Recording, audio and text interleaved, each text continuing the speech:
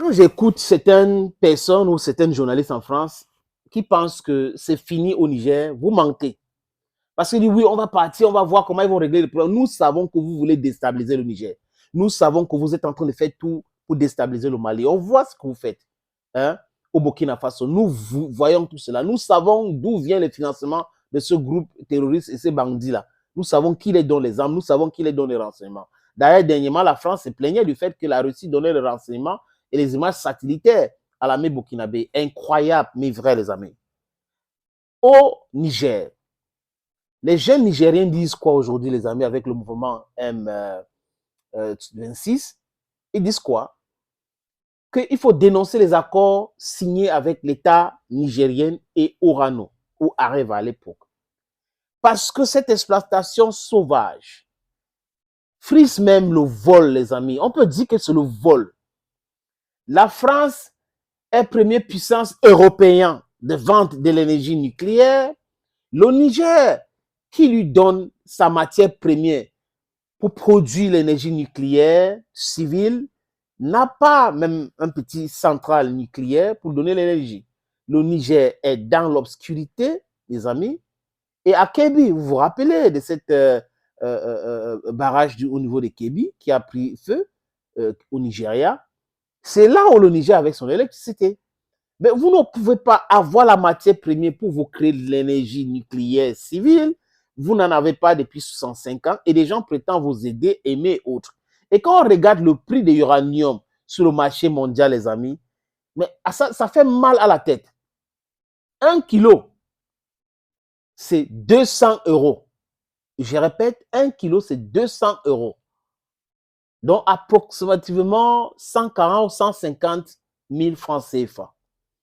La France achetait même à 27 000. Et la France coupait 50% pour les histoires de francs CFA.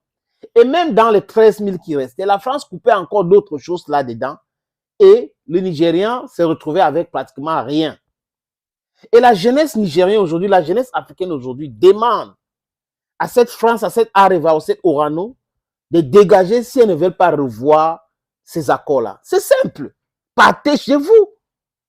Partez simplement chez vous si vous ne voulez pas acheter l'uranium du Niger au prix du marché mondial.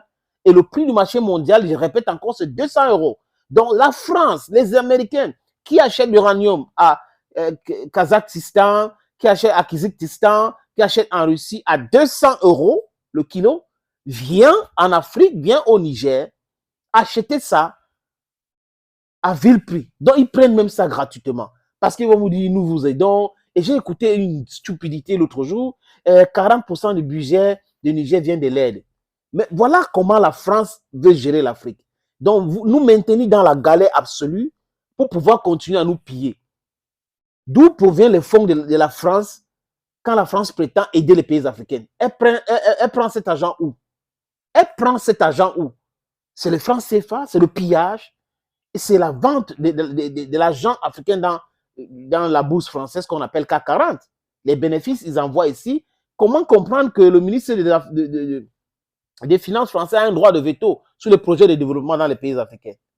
C'est incroyable, non, les amis? Donc, on va revoir tout ce concept-là, tous ces accords-là, tout ce traité-là. Il faut revoir toutes ces choses-là.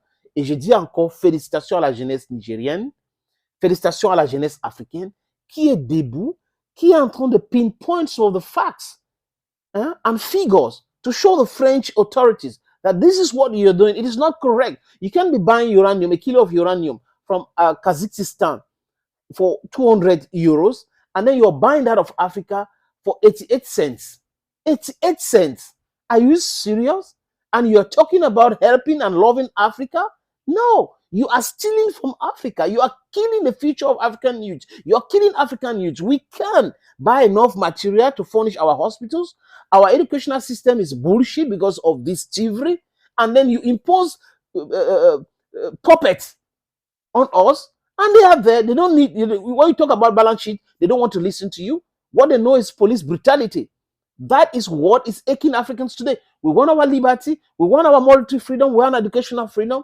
We want our media independence. Yes, and we're going to grab it in our lifetime. Thank you, ladies and gentlemen, for watching this other video on this platform. Stay blessed, and bye-bye for now.